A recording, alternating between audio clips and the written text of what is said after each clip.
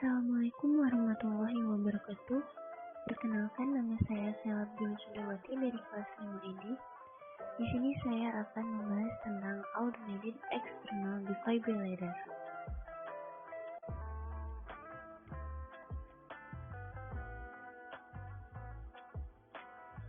Automated external defibrillator adalah sebuah alat medis yang dapat menganalisis irama jantung secara otomatis dan memberikan kejutan listrik untuk mengembalikan irama jantung jika dibutuhkan. Alat ini berfungsi untuk menolong orang yang mengalami henti jantung.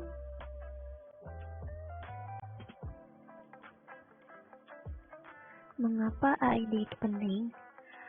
AED memungkinkan lebih banyak orang untuk merespon keadaan darurat medis di mana defibrilasi diperlukan.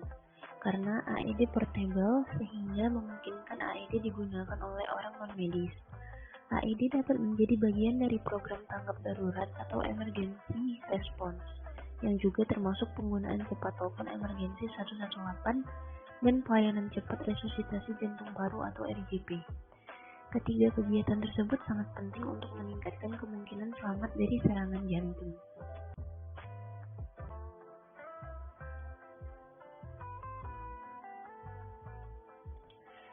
Di mana sebaiknya AED ditempatkan dan dapat ditemukan?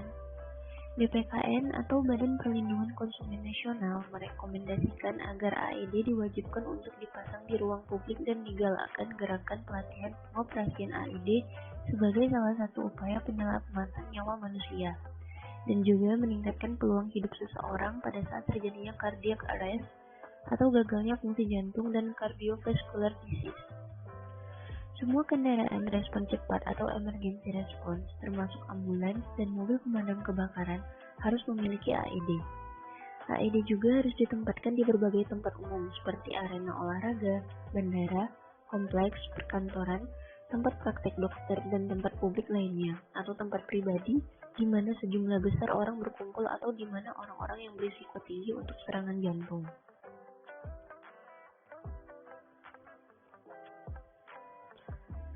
Hal yang harus diperhatikan sebelum menggunakan AED. Yang pertama, tombol on atau off. Untuk menghidupkan dan mematikan, AED akan mencoba untuk membimbing Anda dengan cara mengeluarkan suara perintah dan aba-aba atau pom langkah apa yang selanjutnya harus Anda lakukan. Yang kedua adalah stiker pad. Stiker pad atau bantalan tempel yang berbentuk seperti stiker yang harus dilepaskan lapisan stikernya sebelum direkatkan. Satu pada dada sebelah kanan korban sekitar 5 cm di bawah tulang bahu, dan yang lainnya lagi berada di area bawah ketiak dekat perut sebelah kiri korban. Yang ketiga adalah tombol shock. Tombol ini ditekan pada saat mesin AED memerintahkan Anda dengan aba-aba shocking advice.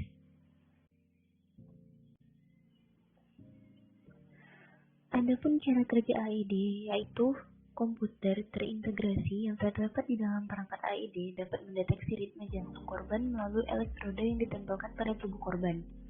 Komputer akan menghitung apakah defibrilasi diperlukan. Jika iya, suara yang direkam meminta penyelamat untuk menekan tombol kejut pada AED. Kejutan ini akan menghancurkan jantung dan menghentikan semua aktivitas jantung, dan memulai kembali aktivitas jantung secara normal. Perangkat AED hanya digunakan untuk kasus fibrilasi ventricle atau kondisi yang mengancam jiwa lainnya yang disebut pulseless ventricular tachycardia.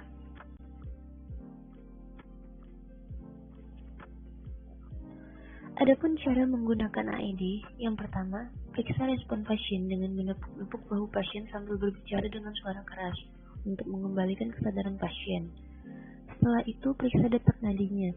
Jika benar-benar tidak sadarkan diri, barulah dapat menggunakan perangkat AED yang tersedia sambil menunggu ambulans datang. Atur posisi pasien dalam posisi berbaring dan pastikan kondisi di sekitarnya sudah benar-benar kering. Lepaskan pakaian dan benda lain yang menempel pada tubuh pasien seperti perhiasan. Jika alat AED tidak langsung tersedia, segera lakukan kompresi dada atau CPR untuk pertolongan awal. Pastikan pada saat melakukan CPR adalah orang yang benar-benar paham cara melakukannya. Pada saat penggunaan AED, langsung nyalakan dan ikuti cara penggunaan sesuai petunjuk melalui suara. Selanjutnya, sambungkan kabel serta pad pada perangkat elektronik AED. Tempelkan pad yang dilengkapi stiker pada dada pasien dan pastikan pad menempel kuat di kulit. Selanjutnya, saat alat sudah terpasang, Anda dapat menghentikan CPR dan segera melakukan analisis. Untuk mencegah kesalahan analisis AED, pastikan tidak ada yang menyentuh tubuh pasien selama AED menganalisa. Setelah selesai analisa, AED akan menginformasikan apakah pasien perlu diberi kejutan listrik atau tidak. Jika alat AED menyebutkan bahwa pasien perlu diberikan kejutan listrik, pastikan kembali tidak ada yang menyentuh tubuh pasien. Lalu tekan tombol shock di AED untuk memberikan kejutan listrik. Lalu setelah itu, AED akan memberikan instruksi untuk memeriksa pernapasan dan denyut nadi pasien. Jika belum kembali, AED akan meminta untuk melanjutkan CPR sekitar 2 menit. Setelah itu, AED akan melakukan analisis ulang untuk mengetahui apakah pasien masih membutuhkan kejutan listrik lagi atau tidak. Lakukan secara berkala sesuai arahan AED hingga bantuan medis tiba dan segera membawa pasien ke rumah sakit untuk penanganan lebih lanjut.